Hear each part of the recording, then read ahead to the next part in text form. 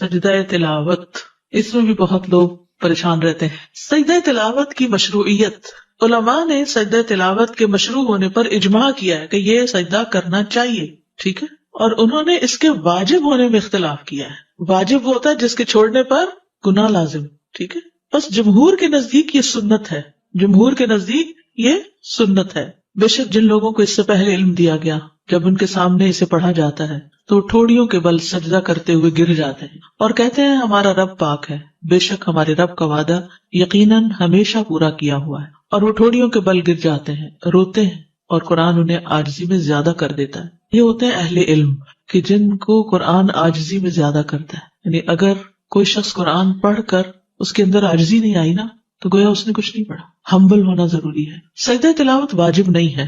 جمہور علماء کے ہاں مشہور ہے کہ تمام کے تمام سجدہ تلاوت سنت ہے، واجب نہیں ہے. جو سجدہ تلاوت کرے تو ایسا کرنا صحیح ہے، اور جو سجدہ تلاوت نہ کرے تو اس کے ذمہ کچھ نہیں ہوگا، جیسے کہ عمر رضی اللہ عنہ سے یہ وارد ہوا ہے. عمر بن خطاب سے روایت ہے، انہوں نے جمعہ کے دن ممبر پر سورۃ النحل تلاوت فرمائی. جب آیت سجدہ پر پہنچے تو ممبر سے نیچے اترے، پھر سجدہ کیا، اور لوگوں نے بھی آپ کے ساتھ سجدہ کیا، یعنی سجدہ تلاوت. یہاں تک کہ جب اگلا جمعہ آیا تو آپ نے ممبر پر پھر اسی سورت کی تلاوت فرمائی. جب آیت سجدہ پر پہنچے تو فرمایا، اے لوگو، ہم آیت سجدہ پڑھ رہے ہیں، جس نے اس پر سجدہ کیا اس نے ٹھیک اور درست کام کیا، اور جس نے نہ کیا اس پر کوئی گناہ نہیں. تاہم عمر رضی اللہ عنہ نے سجدہ نہ کیا. وہ لوگوں کو سکھانا چاہتے تھے کہ اس میں آپشن ہے، جو کر سکتا ہے وہ کرے، جس نے نہیں کیا اس کو گناہگار نہ سمجھا جائے. سجدہ تلاوت سنت ہے. تلاوت کرتے ہوئے سجدے والی آیت آنے پر نبی صلی اللہ علیہ وسلم اور آپ کے صحابہ کرام کے نقش قدم پر چلتے ہوئے سجدہ تلاوت کرنا سنت ہے، اس لیے کہ آپ صلی اللہ علیہ وسلم اپنے صحابہ کے درمیان بیٹھ کر تلاوت کرتے، اور جب آپ ایسی آیت سے گزرتے جس میں سجدہ ہوتا تو آپ سجدہ کرتے اور صحابہ بھی آپ کے ساتھ سجدہ کرتے. سجدہ تلاوت کی اہمیت، نبی صلی اللہ علیہ وسلم اور صحابہ کا سجدہ تلاوت کا اہتمام کرنا. ابن عمر سے روایت ہے کہ نبی صلی اللہ علیہ وسلم قرآن کی قرات کرتے تھے، بس آپ اس سورت کی قرات کرتے جس میں سجدہ ہوتا تو آپ سجدہ کرتے اور ہم بھی آپ کے ساتھ سجدہ کرتے، حتیٰ کہ ہمیں سے بعض کو اپنی پیشانی رکھنے کے لیے بھی جگہ نہ ملتی. پورا کراؤڈ جو تھا وہ سجدے میں گر جاتا تو دوسرے کی پیٹھ پہ جیسے سجدہ ہوتا. پھر ابو رافع سے روایت ہے، انہوں نے کہا میں نے ابو ہریرہ کے ہمراہ نماز عشاء ادا کی. انہوں نے نماز میں اذا السماء انشقت کی قرات کی تو اس میں سجدہ کیا.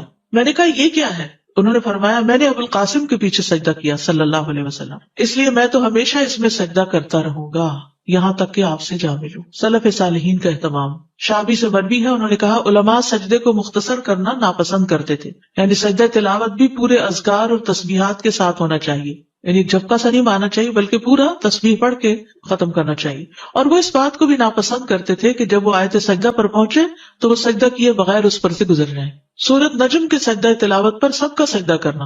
ابن عباس سے روایت ہے کہ نبی صلی اللہ علیہ وسلم نے سورہ نجم میں سجدہ کیا اور آپ کے ہمراہ اس وقت تمام مسلمانوں، مشرکین اور جن و انس نے سجدہ کیا. ابو ہریرہ کہتے ہیں کہ نبی صلی اللہ علیہ وسلم کے پاس سورہ نجم لکھی گئی، جب سجدہ والی آیت پر پہنچے تو آپ نے سجدہ کیا اور ہم نے بھی آپ کے ساتھ سجدہ کیا، اور دوات اور قلم نے بھی سجدہ کیا، وہ بھی جھکے، لیکن ایک شخص نے سجدہ نہیں کیا تھا. تو وہ عبداللہ بن مسعود کہتے ہیں کہ وہ اس حال میں قتل کیا گیا کہ وہ اللہ کے ساتھ کفر کرتا رہا، یعنی کفر کی حالت میں ہی فوت ہوا.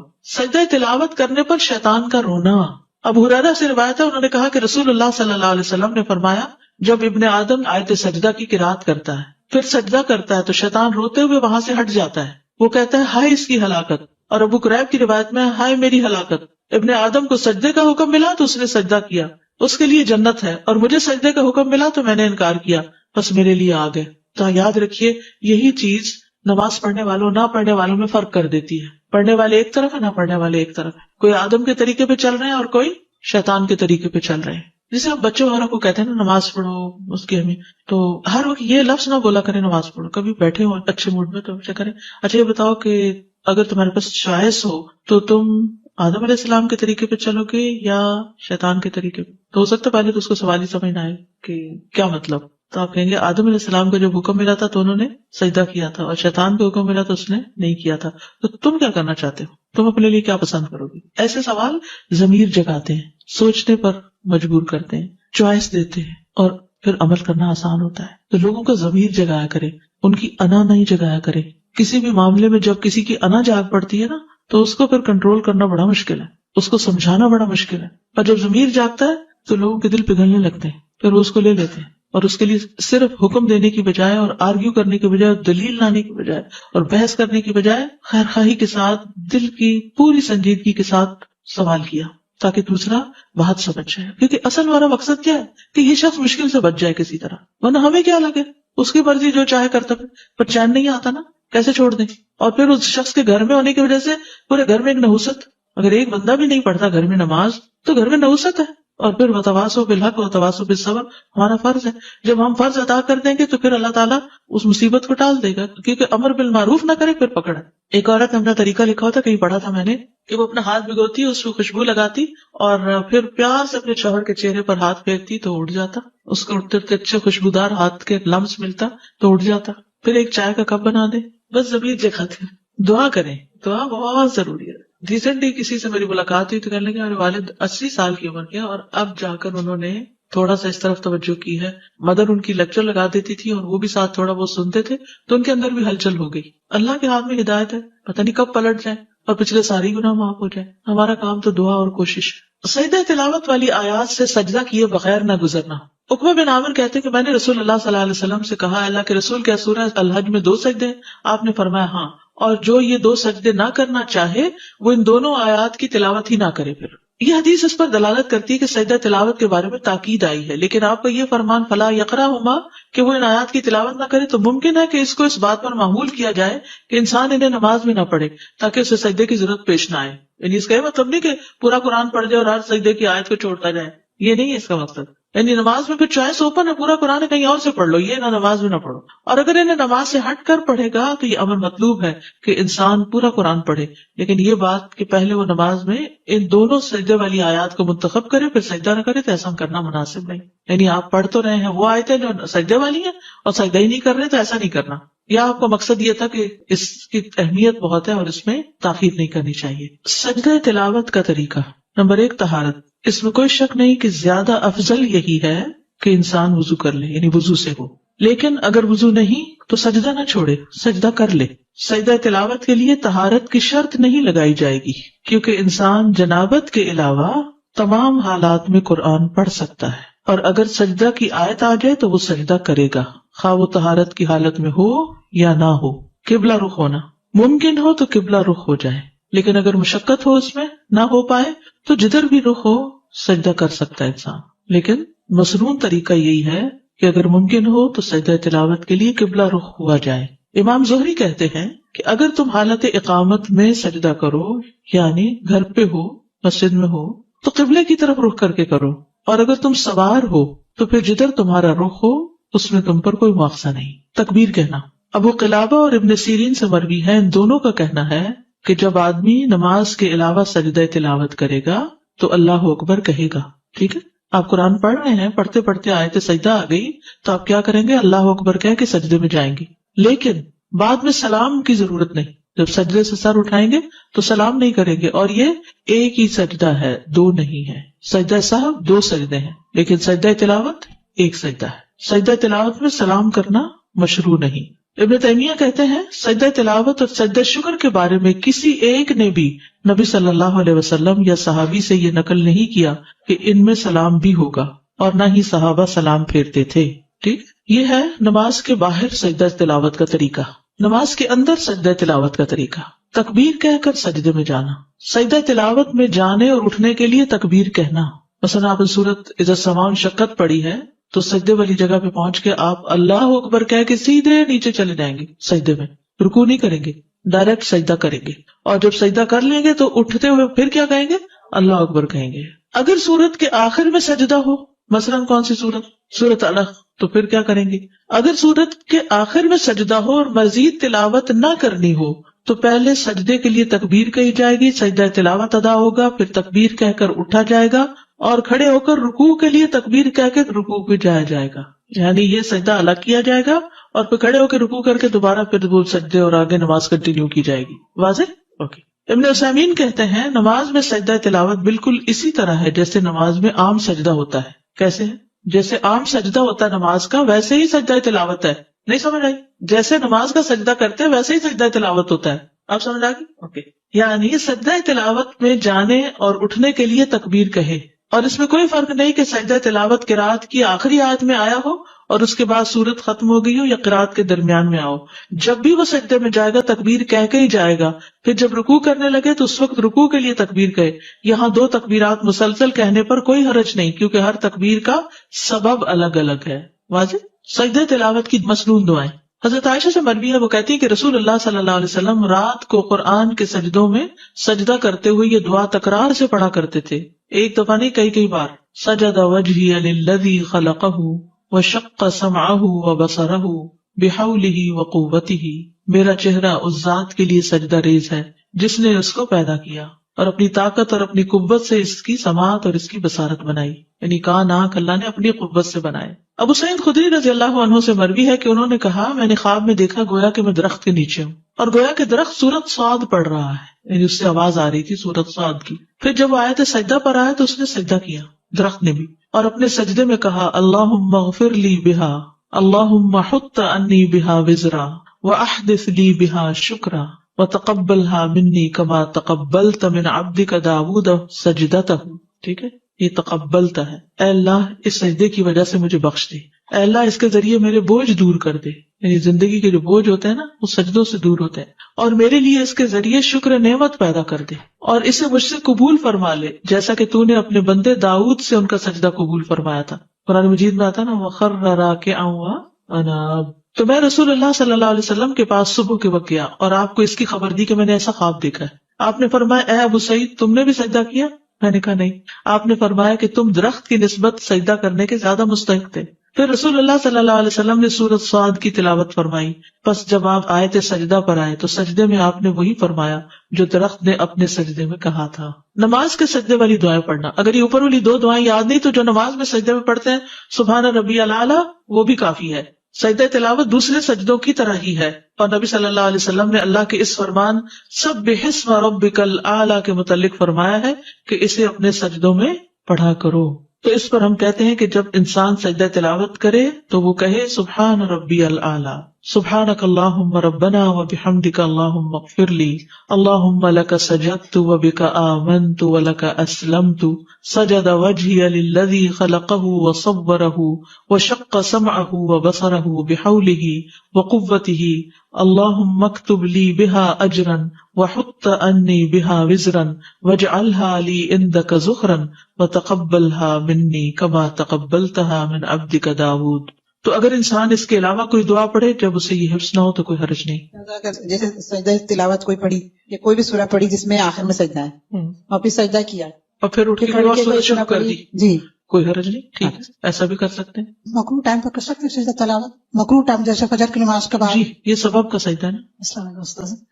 اس کا مطلب ہے کہ نماز میں اگر سجدہ تلاوت آ جائے تو وہ نہیں چھوڑ سکتے، وہ کرنا ہی کرنا ہے ہر صورت میں. جی کرنا چاہیے، چھوڑنا نہیں چاہیے. اس لیے آپ نے دیکھو کہ رمضان میں ہمیشہ امام کرتے ہیں، کسی بھی مسلک کسی بھی مسجد کہیں بھی چلے جائیں سبھی کرتے ہیں اپنی تلاوت اگر کر رہے ہیں. جی افضل یہی ہے، کرنا ہی چاہیے، اللہ کہ کوئی مجبوری ہو جائے. اگر ٹیپ ریکارڈر چل رہا ہو، آڈیو چل رہی ہو کہیں تو بس جھک جائیے، لیکن یہ کہ اگر نہ جھکے تو کوئی حرج نہیں ہے. اس میں کہتے ہیں کہ تلاوت کرنے والا جھکے تو آپ جھکے.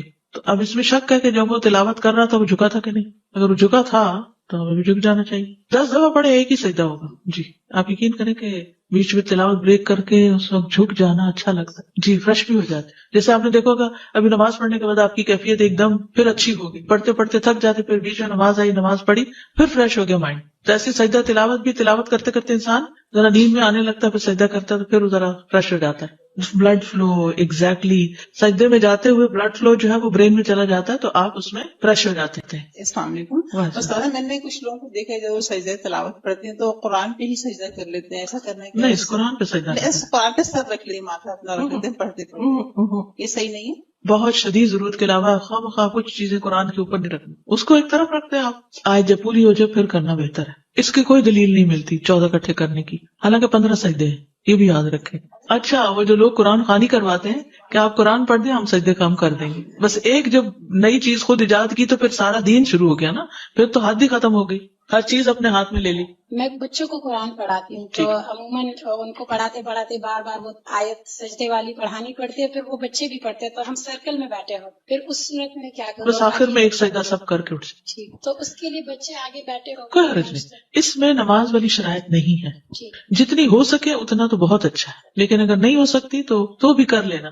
یعنی اصل کیا ہے کہ سجدے والی بات آئی اور ہم جھک گئے تو آؤ جھک جائیں، بس اتنی سی بات ہے. سجدہ شکر. سجدہ شکر کی اہمیت. سجدہ شکر ان عظیم عبادات میں سے ہے جن کے ذریعے بندہ اللہ جل و علا کا شکر ادا کرتا ہے، کیونکہ اس میں اپنے جسم کا سب سے معزز ترین حصہ یعنی چہرہ زمین پر رکھ کر اللہ کے لیے خضوع اختیار کیا جاتا ہے، اور اس کے ذریعے دل اور زبان اور تمام اعضاء سے اللہ کا شکر ادا کیا جاتا ہے. نبی صلی اللہ علیہ وسلم کا خوشی ملنے پر سجدہ شکر ادا کرنا. ابو بکرہ سے مروی ہے کہ نبی صلی اللہ علیہ وسلم سے روایت کرتے ہیں کہ جب آپ کے پاس کوئی خوشی والی خبر آتی یا آپ کو کسی بات کی خوشخبری دی جاتی تو آپ فوراً اللہ کا شکر ادا کرنے کے لیے سجدے میں گر پڑتے. ہم نے زندگی میں کتنی دفعہ ایسا کیا، کتنی ہی گڈ نیوز سنی ہوگی، کتنی ہی خوشخبریاں سنی ہوگی، کبھی بچے کی ولادت کی، کبھی کسی بچے کی کامیابی کی، کبھی کسی کی شادی کی، لیکن ہم خوشی کا اظہار عموماً اللہ کی نافرمانی سے کرتے ہیں، جبکہ خوشی کا اظہار اللہ کی فرمانبرداری سے اور اس طریقے اور اس کام سے کرنا چاہیے جو انسان کو اللہ کے قریب کر دیتا ہے. نبی صلی اللہ علیہ وسلم کا ایک موقع پر لمبا سجدہ شکر ادا کرنا.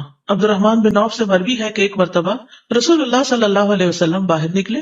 آپ صلی اللہ علیہ وسلم صدقے کی کسی زمین میں داخل ہو گئے، وہاں آپ قبلہ رخ ہو کر سجدے میں گر گئے. صدقے کی کسی زمین میں داخل ہوئے، وہاں قبلہ رخ ہو کر سجدے میں چلے گئے. اتنا طویل سجدہ کیا کہ مجھے اندیشہ ہونے لگا کہ اللہ عز و جل نے آپ کی روح قبض کر لی ہے. کبھی آپ ہی یہ کر کے دیکھیں، کوئی نعمت یاد کر کے بس لمبا، جو آج تک لمبا نہ کیا ہو اتنا. ہمارے میں ویسے اسٹیمنا ہی نہیں. میں نے یہ تجربہ کرنے کی کوشش کی تو سانس ہی اتنا بھول گیا کہ مشکل ہوئی، کیونکہ ہمارے عام سجدے بھی اتنے لمبے نہیں ہیں. لیکن کریے گا ضرور انشاءاللہ. اس بات میں شکر کہ اللہ تعالیٰ نے ہمیں سجدہ صاحب کا طریقہ سکھا دیا، یہ سجدہ شکر ہے.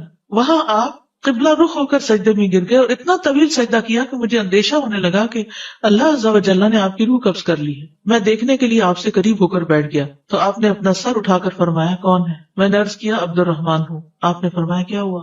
یعنی آپ اتنے محب تھے کہ آپ کو یہ خیال ہی نہیں رہا کہ یہ پریشان ہوا ہے. میں نے کہا اللہ کے رسول آپ نے ایسا سجدہ کیا کہ مجھے اندیشہ ہونے لگا کہ اللہ عز و جل نے اس میں آپ کی روح قبض کر لی. اس پر آپ نے فرمایا جبریل میرے پاس آئے اور انہوں نے مجھے خوشخبری سنا دی کہ اللہ عز و جل فرماتے ہیں جو شخص آپ پر درود بھیجے گا میں اس پر اپنی رحمت نازل کروں گا، اور جو شخص آپ پر سلام بھیجے گا میں اسے سلامتی دوں گا. اس پر میں نے اللہ عز و جل کے لیے سجدہ شکر ادا کی. نبی صلی اللہ علیہ وسلم کا داؤد علیہ السلام کی توبہ قبول ہونے پر سجدہ شکر ادا کرنا. ابن عباس سے مروی ہے کہ نبی صلی اللہ علیہ وسلم نے سورۃ صاد میں سجدہ کیا اور فرمایا داؤد علیہ السلام نے یہ سجدہ بطور توبہ کیا تھا اور ہم یہ سجدہ شکرانے کے طور پر کرتے ہیں کہ اللہ نے داؤد علیہ السلام کی توبہ قبول کر لی. وَنَحْنُ نَسْجُدُهَا شُكْرًا لِلَّهِ عَلَى قُبُولِهِ تَوْبَةَ نَبِيِّهِ.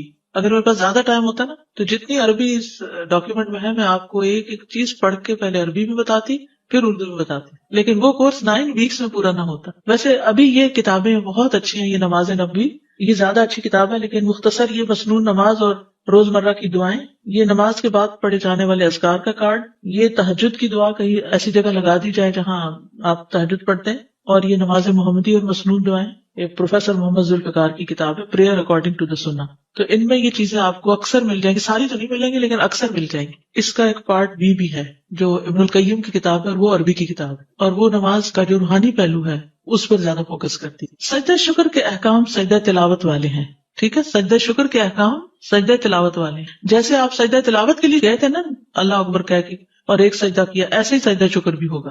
ابن قدامہ کہتے ہیں کہ سجدہ شکر کی صفت اس کے افعال، اس کے احکام اور اس کی شرائط میں سجدہ تلاوت کی صفت جیسی ہی ہے. سجدہ شکر میں کچھ بھی پڑھا جا سکتا ہے. سجدہ شکر میں کوئی مخصوص ذکر نہیں ہے، بلکہ سجدہ شکر کرنے والے کے لیے مشروع یہ ہے کہ وہ سجدے کی حالت میں موقع محل کے مطابق اللہ کی حمد، اس کے شکر، اس سے دعا اور اس سے استغفار وغیرہ میں سے کچھ بھی کہے. ٹھیک ہے، یعنی دعائیں جو سجدے کے اندر پڑھی جائیں گی وہ بھی ہیں، اور جو نعمت آپ کو ملی ہے اس پر یا رب لک الحمد یا کوئی بھی چیز آپ شکرانے کے طور پر جو آپ کے دل میں آ رہا ہو آپ اس کو پڑھیں. شکرانے کے نفل مشروع نہیں ہے.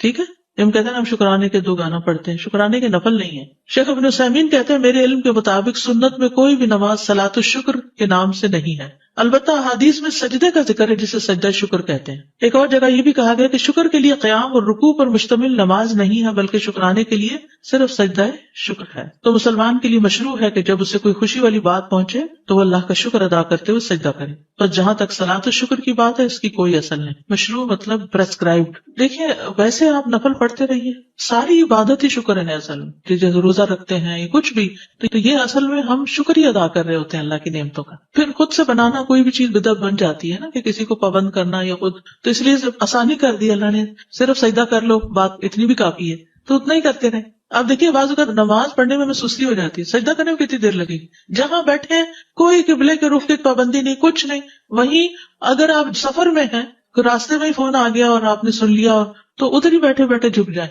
رفع یدین ہوگا سجدہ شکر اور دیکھیے سجدے میں رفع یدین ہے ہی نہیں، نہیں جب ہم تلاوت کر رہے ہیں کیا ہے نماز کے اندر تو ویسے ہی ہے نا، وہ تو ہے لیکن اس کے بغیر نہیں ہے، وہ تو نیچے جا رہے ہیں تو اس وجہ سے۔ اچھی خبر ملے تو میں فوراً کہہ دیتی ہوں الحمدللہ، شکر الحمدللہ۔ تو اس کے بعد اگر میرا بہت زیادہ دل چاہتا ہے کہ میں واقعی اور اپریشیٹ کروں تو نماز کے بعد بھی میں 2 نفل پڑھ لیا کرتی تھی۔ نفل نہیں پڑھے، بس سجدے کر لیں، سجدے کر لیں، تو وہ کسی وقت بھی کر سکتے اور کہیں پہ بھی کر سکتے خبر ہیں۔ ملتے ہی کرنا افضل ہے، ورنہ جس وقت یاد آئے اس وقت بھی اگر کریں۔ ایک دم فوراً منہ سے تو نکلتا ہی یا اللہ تیرا شکر ہے۔ ہاں تو ساتھ جھک بھی جائے تو اور زیادہ اچھا ہے۔ السلام علیکم۔ وعلیکم السلام۔ کیا ہر نماز میں بھی ہم آفٹر فرض نماز کے بعد بھی سجدہ شکر کے لیے کر سکتے ہیں؟ اس کا کیا مسئلہ؟ دیکھیے سجدہ شکر نبی صلی اللہ علیہ وسلم کی سنت یہی ہے کہ جب آپ کو کوئی خوشخبری ملی، ٹھیک ہے، تو اگر آپ کو ہر نماز کے پہلے کوئی خوشخبری ملی ہوتی ہے تو آپ کر لیجیے، کیونکہ ابھی جو ہم نے نماز پڑھی وہ بھی تو شکر ہی تھا نا۔ میں نے آپ سے پوچھنا تھا کہ سجدہ کرنے کے لیے ضروری ہے کہ قبلے کی ڈائریکشن ہی ہو یا آپ جہاں پہ جس جگہ بھی بیٹھے ہیں؟ دیکھیے جو میں نے عرض کیا نا کہ سجدہ شکر سجدہ تلاوت ہی کی طرح ہے، اس میں قبلے کی ڈائریکشن اگر ہو تو بہت اچھا ہے، نہ ہو تب بھی خیر ہے۔ ویسے تو آپ نے بھی کہا کہ مطلب فرض نماز کے بعد سجدہ، لیکن مطلب کبھی یہ ہوتا ہے جیسے اپنی کوئی بات کہنی ہے اللہ سے اور شکر کرنا ہے یا کچھ بھی، کر لے۔ سجدے کے وضو کرنا ضروری ہے؟ نہیں ہو تو افضل ہے، نہ ہو تو کوئی بات نہیں، جیسے قرآن پڑھنے کے لیے ہو تو افضل ہے، نہیں تو کوئی بات نہیں۔ اور نماز کوئی بھی پڑھ سکتے ہیں، حاجات ہے یا جو بھی ہے کچھ، اس میں تو خالی شکر کی نماز شکرانہ پڑھ لے نہیں ہے، پورے دن جیسے کوئی نہیں ہے، خالی نوافل پڑھتے رہے، صلاۃ التوبہ ہے، صلاۃ الشکر کوئی نہیں ہے، ٹھیک ہے۔ پیریڈز میں سجدہ شکر کر سکتے جنابت کی حالت میں نہیں کرنا، اور سجدہ تلاوت پیریڈ بھی جنابت ہی کی ایک طرح سے حالت اور سجدہ تلاوت بھی نہیں۔ وہ تو نبی صلی اللہ علیہ وسلم کو جب کوئی مشکل آتی تھی تو وہ نماز کی طرف دوڑتے تھے، تو وہ صلاۃ الحاجت ہی ہو گئی، اور وہ جو آتا ہے نا وَاسْتَعِینُوا بِالصَّبْرِ وَالصَّلَاةِ، تو وہ بھی آ جاتا ہے اس میں۔ السلام علیکم۔ میں ہر روز شکرانے کے نفل ادا کرتی تو کیا ان کو ویسے ہی ادا کر لیں، اچھا۔ وہ شکرانہ ہی قرار پائے گا، لیکن کوئی ایسی نماز ہے نہیں، اچھا ویسے نفل چھوڑے نہیں، دہا کے وقت چاش کے وقت پڑھا کریں، جی۔ اور اس کے بعد اگر کوئی انسان بیٹھ کے استغفار کرتا ہے، خاص طور پر یہ دعا، اگر کوئی آپ کی زندگی میں پریشانی ہے نا تو یہ نسخہ کر کے دیکھیں، یعنی دعا یا اشراق کی نماز کے بعد ادھر ہی بیٹھے ہوئے 100 دفعہ پڑھیں رب اغفر لی وتب علی انک انت التواب الغفور، ٹھیک ہے، رب اغفر لی وتب علی، اللہ مجھے معاف کر دے اور مجھ پہ مہربان ہو جا، انک انت التواب الغفور، تو تواب بھی ہے اور غفور بھی ہے۔ ساتھ جیسے ہم فجر کی نماز پڑھ کے ہم ادھر ہی بیٹھے رہتے ہیں، آپ کہتے ہیں ذکر کریں، تو پھر وہ عشاء کے 2 نفل پڑھ کے جی۔ آپ اٹھ جائیں، تو پھر ہمیں چاش کی نماز دوبارہ پڑھنی ہوگی 10 بجے جو چاش کے 4 نفل ہیں؟ پڑھ سکتے ہیں دوبارہ، اگر نہ پڑھنا چاہے تو یہ ایک دفعہ پڑھی ہوئی کافی ہے۔ کافی۔ یہ بھی سجدہ تلاوت کی طرح سبب کا سجدہ ہوگا، اور اس میں اللہ اکبر کہہ کے سجدہ کرنا ہے، اٹھتے ہوئے نہیں اللہ اکبر کہنا، صرف جاتے ہوئے۔ تو پھر جب سجدہ تلاوت کریں گے نماز کے علاوہ تو اس میں بھی جاتے ہوئے اللہ اکبر کہنا ہے، لیکن اٹھتے اٹھتے ہوئے نہیں۔ ہاں ان سجدوں میں اپنی لینگویج میں باتیں کر سکتے ہیں، یعنی جیسے آپ فجر کی نماز پڑھی، بیٹھے رہے تلاوت کر رہے ہیں، ذکر اذکار کر رہے ہیں، سورج بلند ہو گیا، پھر آپ 2 نفل پڑھتے ہیں، پھر بیٹھ کے یہ دعا کرتے ہیں، کیونکہ یہ بڑا قیمتی وقت ہوتا ہے۔